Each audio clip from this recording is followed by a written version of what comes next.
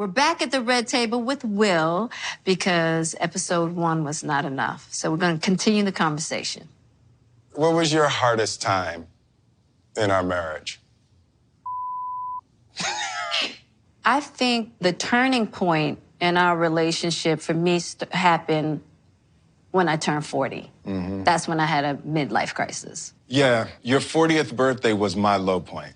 The day after her 37th birthday, I hired a team to orchestrate her 40th birthday. I had hired a documentary team. I traced Mommy's family roots. Her 40th birthday was going to be my thing. It was going to be a splash. It was going to be a splash. Mary J. Blige performed. I debuted the film, all of that. It was going to be the thing that lifted her out of this midlife crisis, and it was going to be my deepest, most beautiful proclamation of love, and we did it.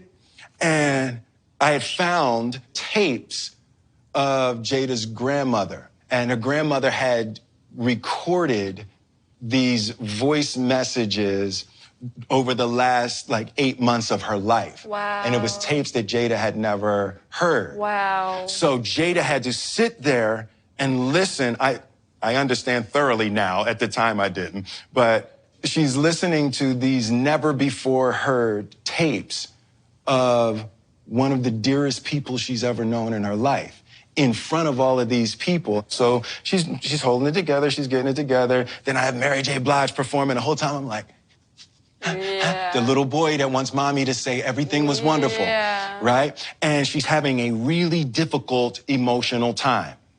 And then when we got back to the room, it was me, you, and mommy, and we were talking about the next day, and there were things planned for the next day, and she said, I'm not sure I want to do anything the next day. You can just cancel it.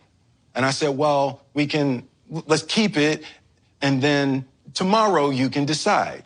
She was like, I'm telling you now, I don't want to do anything tomorrow. And I said, well, it's okay. We'll just wait and see. I just wanted to have intimate time. Just intimate time. And I was like, well, I'll cancel tomorrow. She was like, it's my birthday. Yeah. Right? And she's told me that the party was the most ridiculous display of my ego. Ooh.